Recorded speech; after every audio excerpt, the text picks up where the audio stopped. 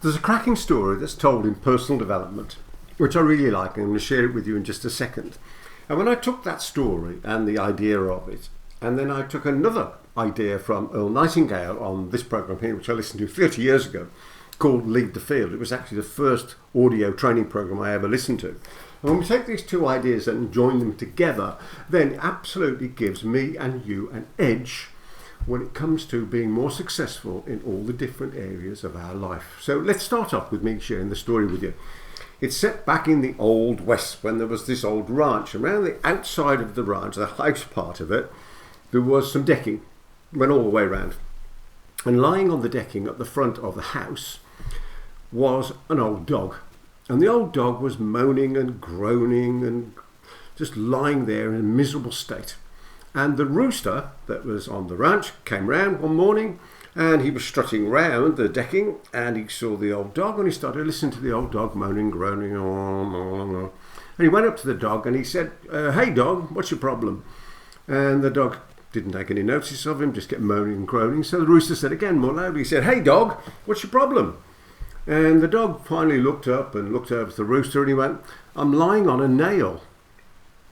And the rooster thought this was a bit unusual. He said, "Well, why don't you get off the nail?" And the old dog replied, "It doesn't hurt enough yet."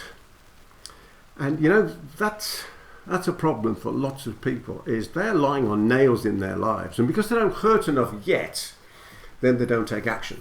Then on this fantastic program, I say this was the first audio program I ever listened to, absolutely brilliant, by Earl Nightingale. In fact, this is the one that Nightingale Conant asked me to re-record. That's the one with my picture on the back of it, as you can see there. This is the original one. Look at the state of this that I bought probably, more than 30 odd years ago. This was the original one with Earl Nightingale on, and then this is the one that I did for the UK market. That's a picture of me many, many years ago.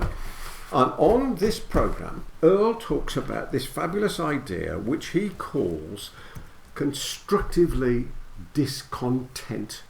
So I'm going to add these two ideas for you together, then I'm going to give you 3 questions which you can answer right at the end of this short video, which you can then answer these questions and take this idea away and absolutely use it. So it will all make sense, trust me, in a moment or two. If I can just move that on there. So here we go. I think, and it's an idea from Earl Nightingale there, and a change of it, my take on it, it really pays for us to be happily unhappy. And this is what I mean. It's the same idea as constructively discontent. It's no good just being discontent. It's no good being like that dog lying on that nail, being discontent and moaning and groaning about it. What we need to be, I believe, is to be happy that we have recognised the whole idea that we are discontented with a particular situation in our lives. And I'm actually going to give you an example from my own life in a moment or two. I think what it is, it's our internal genie saying to us, do something about this. Don't just lie there moaning and groaning, actually do something about it. You will have heard in your life, as I have heard in my life, people moaning and groaning about their situation. They're not earning enough money. They're not as fit as they'd like to be. They're not living the life of their dreams. They're just moaning and groaning. So they're unhappy, but they're not doing anything about it. So this is what we need to do. So here are 3 cracking little questions that you can ask yourself, and I've asked myself, and I'll give you some of my answers as well, that you can then take away, and you can use this idea to be more successful in every single area of your life. So question number 1, quite simple. What are you unhappy about at the moment?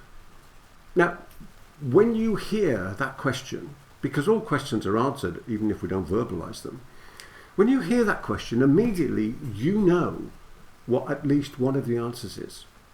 And in preparation for sharing this idea with you, I asked myself the question again, and I said, Peter, what are you unhappy about? And I'll tell you my answer, it was this. It was bloody paperwork. I'm fed up with the amount of paperwork, not just in my business, but in life generally, that tends to take and soak up a load of our time. And I was talking to my wife Sharon about this, and I said, look, there's got to be a way, not for her to take it, but there's got to be a way that we can change this. So I'm not using my energy, my effort, my creative thought, dealing with bits of paper anyway, I'll get off that horse in a moment or two. So my first question is to you, so what is it that you are unhappy about at the moment? You know the answer. Second question, what are you going to do about it? Because we've got to be constructively discontent, and we recognise that something we're not happy about, something isn't right in our lives. So we've recognised it, the internal genie's told us, hey, look at this. But then we've got to ask that second question. So, okay, great, what are you going to do about it? You're not going to lie there on the nail. What are you going to do about it? Oh, right, I know what I'm going to do. I'm going to find out who can do this paperwork instead of me. I am going to block the paperwork coming to me. So if I can go upstream, as Chip and Dan Heath call it in the airport, if I can go upstream and solve this problem up here, instead of it reaching me, that's going to be great. So there's something I can immediately do something about. So I can change the fact that I'm unhappy about it. And then if the third one is this, if we find that we're in a position where we are like the dog on the nail, and we've recognised that something isn't right, we've asked ourselves a question, what can I do about it? And we can't really find an answer. Up here he's not going, oh, do this, because this is brilliant to do and that sort of stuff. Then what we need to do is to ask ourselves a third different question, and it's this. What can I do to make the nail sharper and make sure it's digging in further so that I am prompted into action? And I'll tell you an easy way to do this, and this is what we do. We go forward in our mind, in our lives, 1 year, and we imagine ourselves living with this problem and it compounding over the course of that year to the point where we're sitting there in a year's time going, hang on a minute, this isn't just a line on the nail and it's just about digging in my side. This is the nail, it's 6 inches long and it's stuck itself inside me. Well, I don't want that. So what we've done, we've built up the sharpness, we've built up the depth, we've built up the pain. Why? Because away motivation is the catalyst for action. So I would urge you to take this away. It's such a simple idea and yet so powerful in getting us into action. Number one, asking the question, what am I unhappy about? Number two, saying, what am I going to do about it? And number three, if we can't come up with answers, go forward 1 year, make it more painful, and then ask those questions again. I'm certain you can take this away and use it. I use it on a regular basis. It really gives me the edge.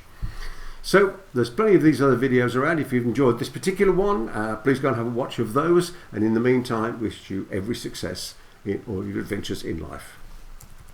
From me, Peter Thomson, until the next time, goodbye for now.